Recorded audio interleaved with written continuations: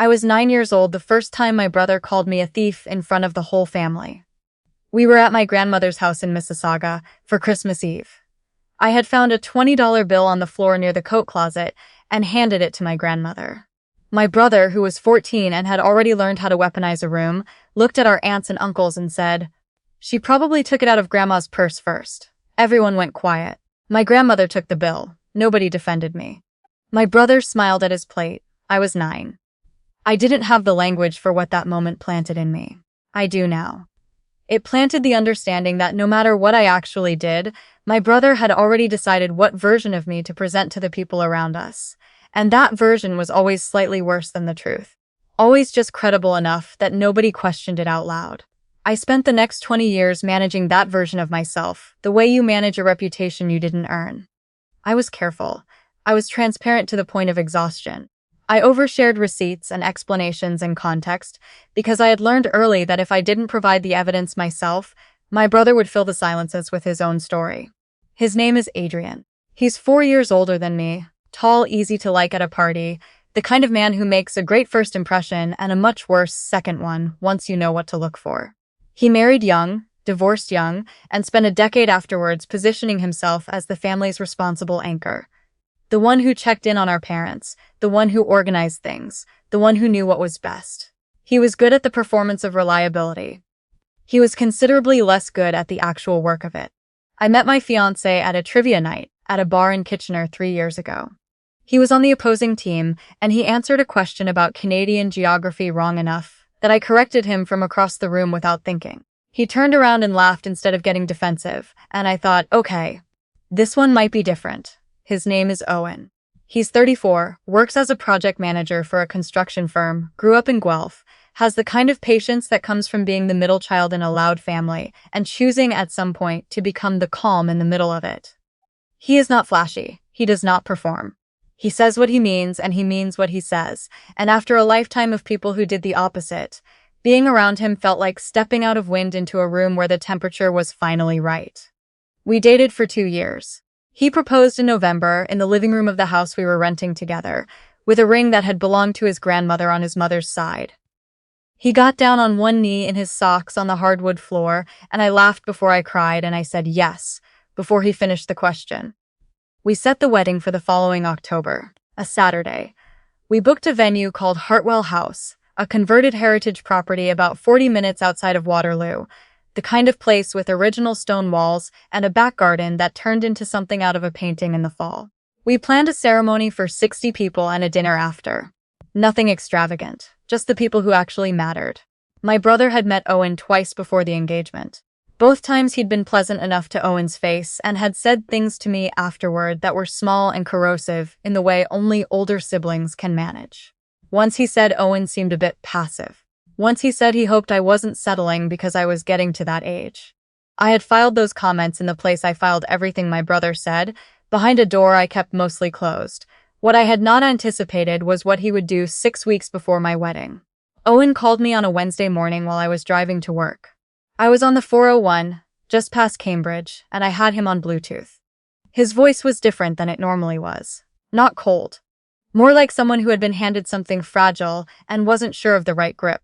He told me my brother had contacted him. Not called. Massaged. A long message, sent the night before, through Instagram of all things, the way people reach out when they don't want a record in their phone's call log. In the message, my brother had told Owen that I had borrowed $12,000 from our parents 4 years ago and never paid it back. He said our parents were too proud to ask for it themselves. He said they had needed the money for home repairs and had quietly struggled without it. He said he felt Owen deserved to know the kind of person he was about to build a life with. He used the phrase financial irresponsibility. He used the phrase pattern of taking. I pulled off at the next exit and sat in a parking lot outside a Tim Hortons and felt the specific kind of cold that has nothing to do with weather, because there had been money. And the story was nothing like what my brother had told Owen. 4 years ago, my parents had needed help. Their furnace had failed in January, which anyone who has lived through a Canadian winter knows is not a small thing. The estimate for replacement came back at just over $9,000. My parents were on fixed income by then, my father having retired early due to a back injury, and they did not have that kind of cash liquid. They came to me. I transferred the money within 48 hours, every cent of it from my own savings, without being asked twice. It was not a loan. That word was never used. My mother cried on the phone when I sent it. My father called me the next day and said things he had never said to me before, the kind of things fathers sometimes wait too long to say. My brother had not contributed. He had, in fact, been asked and had told my parents he was stretched thin at the time. He was not stretched thin.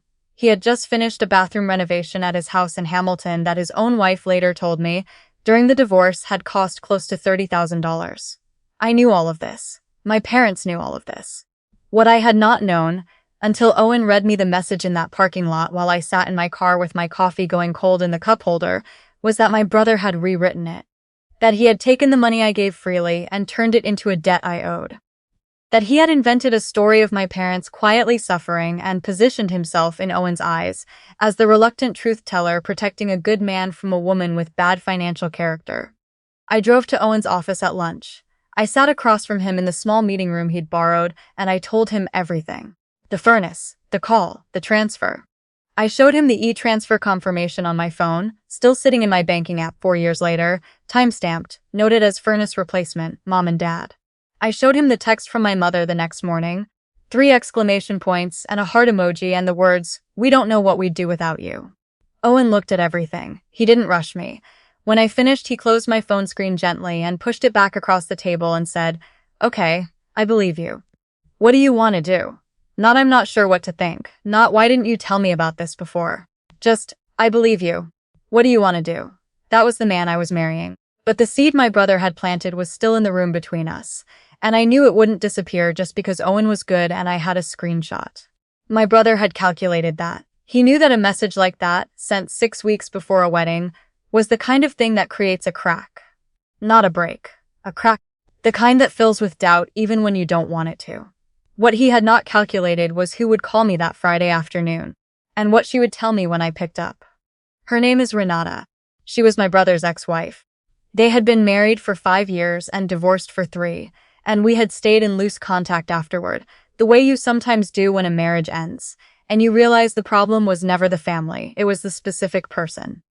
She was living in Burlington now, working as an accountant, raising their daughter part-time with the kind of quiet competence that my brother had always been too self-absorbed to appreciate. Renata had heard about the message. My brother had apparently mentioned it to a mutual friend with a version of pride in his voice, the kind that comes when someone is pleased with themselves for something they shouldn't be pleased about. The mutual friend, unsettled, had told Renata. Renata had called me. She told me to check my email. She had sent something. I opened it that night at the kitchen table while Owen sat across from me with his laptop. Inside was a scanned document. It was a text message exchange printed and photographed between my brother and my mother, dated 8 months ago. In it, my brother had asked my mother whether she thought he should say something to Owen about the money situation. My mother had responded clearly. "There is no money situation. She gave us that money. Leave it alone, Adrian." My brother had responded. "I just think he should know what she's like with finances." My mother had written back. "She gave us $9,000 when we had nothing. She asked for nothing back. Drop it." There were 3 more messages after that in which my brother continued to push, and my mother continued to refuse, and then a gap of months, and then my brother had apparently decided to do it anyway. He had gone around my mother. He had ignored what she said. He had contacted my fiancé directly with a story my own mother had already told him was false. I read that exchange twice.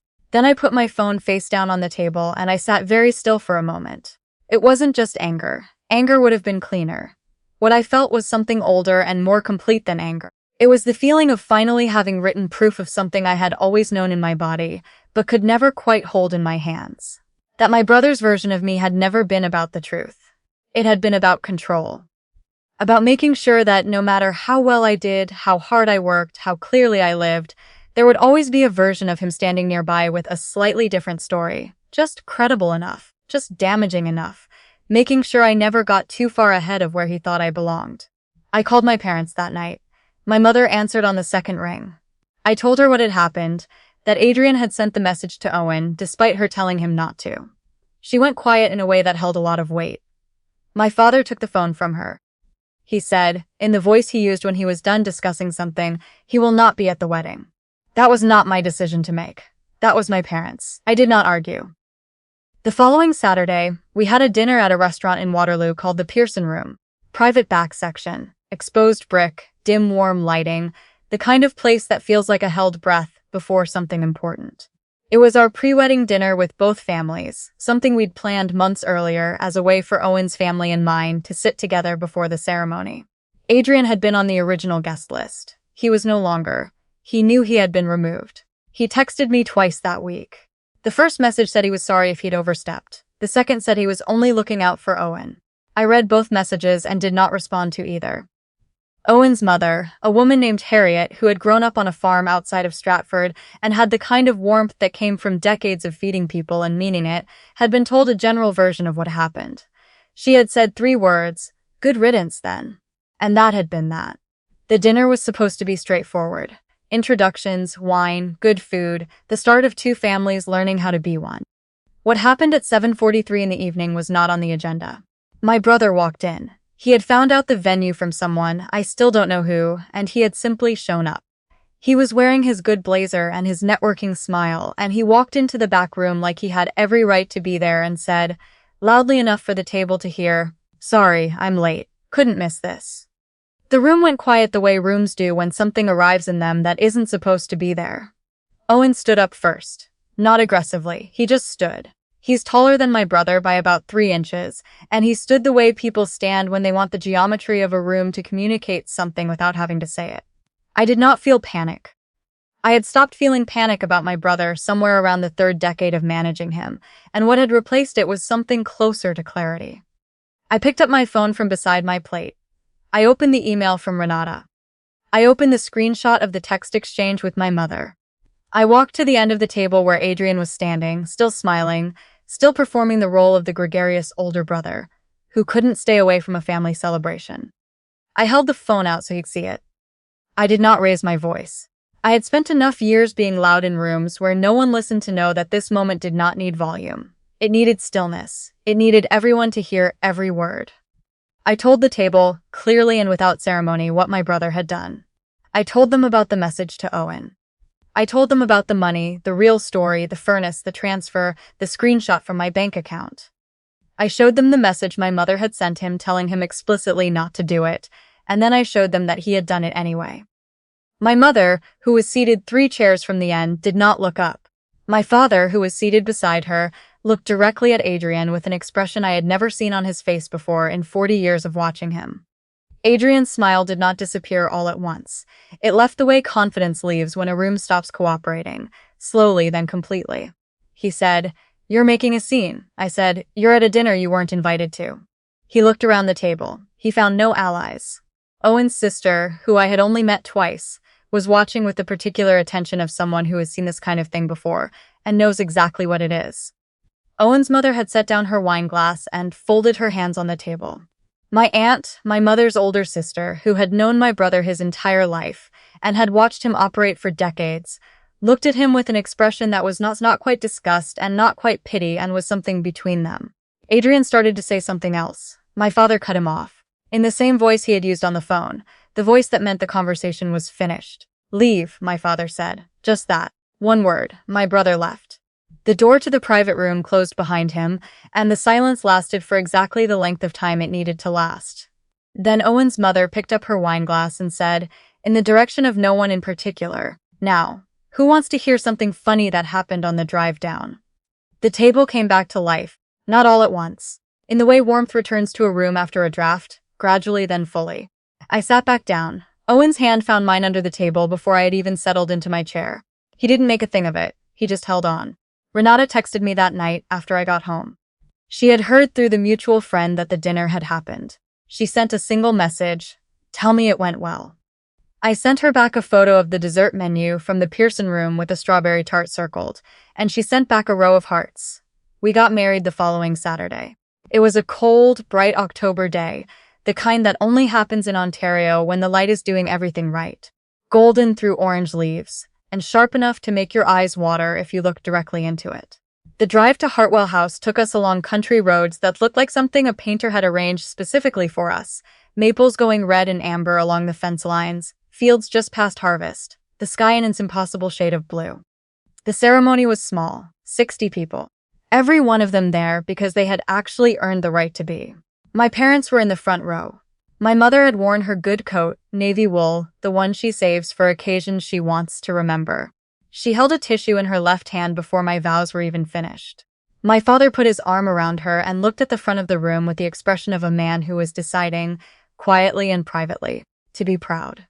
My brother was not there. That was not a tragedy. That was the first day in a very long time that I didn't have to manage the version of me that he carried around in his head. Owen cried at the beginning of his vows and got himself together, and then cried again at the end. I let him finish before I started. Harriet was 2 rows back and produced a handkerchief from her purse, with the efficiency of a woman who had come prepared for exactly this. We had dinner in the stone-walled hall at Hartwell House, long tables, candles and glass, a playlist Owen had spent 3 months carefully building, our first dance to a song we had argued about and then agreed on and now will never hear without thinking of that night. At one point, my aunt found me at the edge of the dance floor and held my hands and said, "You know what I noticed?"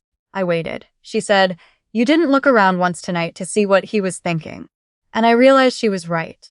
For the first time in as long as I could remember, I had spent an entire evening completely inside my own happiness, not monitoring it through someone else's judgment.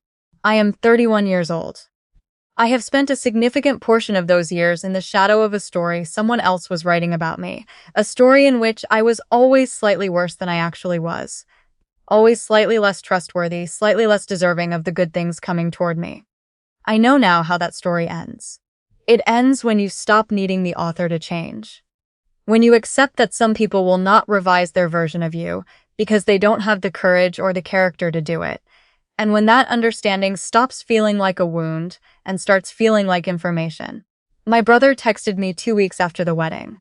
He said he hoped I was well and that he would like to talk when I was ready. I have not responded. That is not because I am punishing him. It is because the readiness he is waiting for is not something I owe him, and I am still getting used to the weight of that sentence. I don't owe him this. If you have ever had someone in your family carry a version of you that was designed to make you smaller, I want you to know that the dinner table where they finally run out of audience is real. It exists. And sometimes the best thing that can happen is exactly what happened to me. You show the room the receipts, and the room believes you. And someone you love holds your hand before you even have to ask. That's where my story stopped being theirs and started being mine.